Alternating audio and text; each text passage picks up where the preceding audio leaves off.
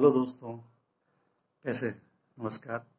आज हम बात करेंगे पंजाबी लेखक बलवंत गार्गी के बारे में। इनके बारे में लिखा है वरिष्ठ पत्रकार अमरीक सिंह। अमरीक सिंह न केवल जो है पत्रकारिता को गंभीरता से लेते हैं और गंभीर रिपोर्टें लिखते हैं, बल्कि ये साहित्य की बहुत अच्छी समझ रखते हैं और साहित्य के घनघोर पाठक हैं। पंजाबी और हिंदी का कोई ऐसा लेखक नहीं है जिसको इन्होंने पढ़ा नहीं हो। उसकी किताबें छपने से पहले कई बार जो है ये जान जाते हैं कि वो क्या लिख रहा है, और जैसे छप के आती है वो इन तक पहुंच जाती है, ये उस तक पहुंच जाते हैं। ऐसे हैं अमरीक सिंह। तो इन्होंने लिखा है बलवंत गार्गी जी के बारे में।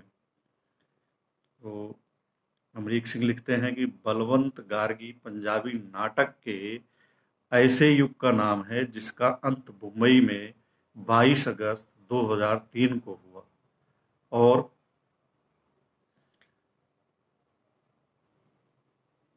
फिर वह पलट कर नहीं आया, लेकिन उस युग की रोशनी समूचे भारतीय रंगमंच को हमेशा नई दिशा दिखाती रहेगी। विलक्षणता और नायाब प्रतिभा वही होती है जिसे छूना किसी दूसरे के बस में नहीं होता। गार्गी पर यह बात पूरी तरह से फिट होती है। उनसे पहले और उनके बाद कोई अन्य गल्पकार नहीं हुआ जिसने पंजाबी नाटक को विश्व स्तर पर इस कदर मान्यता दिलाई हो।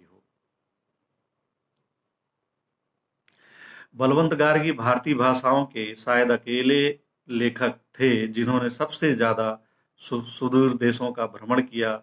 बतौर पर्यटक नहीं बल्कि नाटककार होकर पंजाबी रंगमंच की लौ रोशन करते हुए।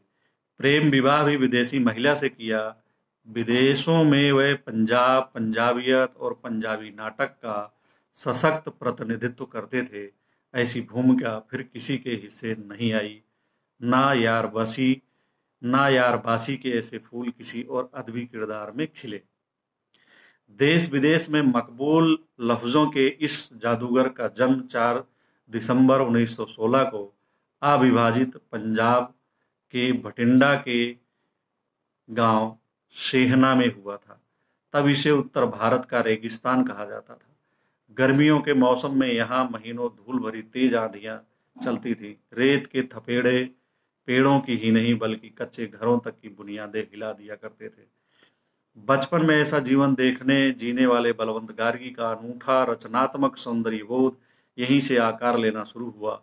एक तरह से उनका नाट्य बोध जिंदगी और मिट्टी के गर्भ से जन्मा। उन्होंने कॉलेज तक की पढ़ाई भटिंडा में ही की, लेकिन जिस पंजाबी जुबान ने उन्हें आलमी मकबूलियत दिलाई वह उन्हें कॉलेज के दिनों तक ठीक से आती भी नहीं थी। सो तकरीबन 300 कविताएं अंग्रेजी और उर्दू में लिखी। एक बार कविताओं का पुलिंदा लेकर मार्गदर्शन के लिए रविंद्रनाथ टैगोर के पास गए तो उनसे 2 खास नसीहतें हासिल हुई। कविता की बजाय गल्प लिखो और अपनी माँ बोली में लिखो।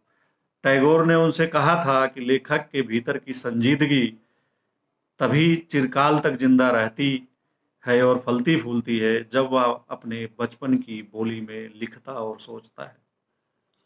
रविन्द्रनाथ टैगोर के इस आशीर्वाद के बाद बलवंत गार्गी के लेखन का नया सफर शुरू हुआ। साथ ही बने बनाए ढर्रों पर चल रहे पंजाबी नाटक और रंगमंच को एक जुनूनी शिल्पकार मिला। पंजाबी नाटक रंगमंच में अनिवार्य प्रोफेशनलिज्म का आगाज गार्गी की आमद से ही शुरू होता है। उनके नाटक विधागत कसौटी के लिहाज से कालजयी और बेमिसाल माने जाते हैं। बलवंत गार्गी के नाटकों में इंसानी जज्बों के का रेशा रेशा अद्भुत शिद्दत के साथ खुलता है और वे मंच पर खत्म होने के बाद भीतर जारी रहते हैं और मुद्दत तक चलते रहते हैं। किसी भी नाटककार रचनाकार का इससे बड़ा हासिल क्या होगा। काम, तृष्णा व नफरत के जज्बात से उपजे मानवीय संबंधों के तनाव उनकी कृतियों की ताकत है। उनके निर्मम आलोचक तक मानते हैं कि गार्गी के ज्यादातर नाटक कालजयी कतार के इर्द गिर्द हैं। पंजाबी नाटक की एक युगधारा और स्कूल बने बलवंत ने पंजाबी रंगमंच को विश्व रंगमंच के समकक्ष जगह दिलाई। विदेशों में जहां भी उनके नाटक मंचित हुए उन्हें खूब सराहना मिली। घर में भी दिवंगत नेमीचंद्र जैन, गिरीश कर्नाड, कृष्ण बलदेव वैद और डॉक्टर धर्मवीर भारती ने उन्हें खूब सराहा। अमृता प्रीतम, राजेंद्र सिंह बेदी, कृष्णचंद्र और खुशवंत सिंह आदि को दोस्तियों और रिश्तों के विशाल समुद्र का बड़ा जहाज माना जाता है, लेकिन बलवंत गार्गी इस मामले में उनसे भी कुछ ज्यादा बड़े थे। बेशक मुफलिसी धूप छांव की मानिंद रही, लेकिन शाही मेहमान नवाजी और यारबासी के शहंशाह वह हमेशा रहे। उनके घर अक्सर सजने वाली महफिलों में देश विदेश की आला अदबी, सिनेमाई व सियासी शख्सियतें बाखुशी शिरकत करती थी। बहुत कम किसी के मेहमान होने वाले खुशवंत सिंह, चित्रकार सतीश गुजराल, गिरीश कर्नाड से लेकर सिने सुंदरी परवीन बावी और पाकिस्तान की ख्यात लोक गायिका रेशमा तक। और यह घर था दिल्ली के करजन रोड, अब कस्तूरबा गांधी मार्ग की एक गली में। छोटा सा लेकिन बेहद सुसज्जित। किसी वक्त यह एक नवाब की हवेली के पीछे वाले हिस्से में नौकरों की रिहाइश गाह हुआ करता था। बलवंत गार्गी ने इस छोटे से शानदार बंगले में तब्दील कर दिया इसे, और इसमें सर्वेंट क्वार्टर भी बनवाया। दिल्ली बदली, कस्तूरबा गांधी मार्ग आलीशान इमारतों से घिर गया। आसपास के ढाबे बड़े रेस्टोरेंट होटल बन गए, लेकिन गार्गी का यह जेबी साइज किला 12वीं सदी के स्पेनी किले की तरह तनकर खड़ा रहा। हालांकि अब यहाँ ना तो नेहरू इंदिरा काल के सांस्कृतिक इतिहास का गवाह व फिल्म स्टूडियो नुमा घर है, और ना ही महान नाटककार बलवंत गार्गी की कोई निशानी। इसी जगह रहते हुए गार्गी को 1962 में साहित्य अकादमी पुरस्कार मिला था और बाद में संगीत नाटक अकादमी का शिखर सम्मान भी। लेकिन अपनी जीवन संध्या के लिए उन्होंने मुंबई को चुना, उस चंडीगढ़ को नहीं जिसके प्रख्यात पंजाब विश्वविद्यालय के थिएटर विभाग के वह संस्थापक मुखिया थे।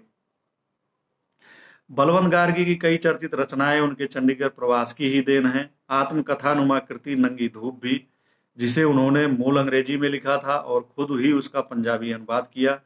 पंजाब और पंजाबियत का सैदाई यह शख्स आतंकवाद के काले दौर में बेहद विचलित रहता था। तब उन्होंने पंजाब समस्या को आधार बनाकर दूरदर्शन का एक बहुचर्चित धारावाहिक साझा चूल्हा लिखा और निर्देशित किया था।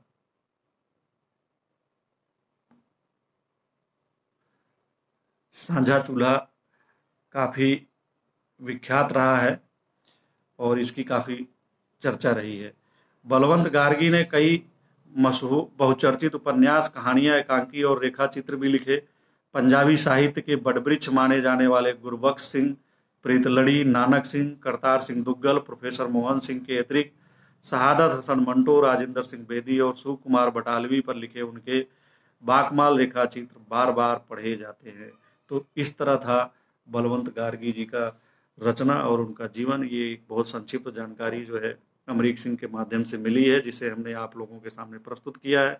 उम्मीद है कि ये आप लोगों को पसंद आएगा और इसी तरह हम पंजाबी के और मशहूर लेखकों के बारे में अमरीक सिंह के ही लिखे लेखों को प्रस्तुत करते रहेंगे समय समय पर। उम्मीद है कि आप लोगों का सहयोग मिलता रहेगा, आप लोग इसे पसंद करेंगे, तो हम आगे भी ऐसी इस तरह की प्रस्तुति देते रहेंगे। आप लोग चैनल को सब्सक्राइब करिए, इसे शेयर करिए, तो इससे हमारा हौसला बढ़ेगा और आगे भी आपको बेहतरीन रचनाएं देखने, सुनने, पढ़ने को मिल सकेंगी। धन्यवाद।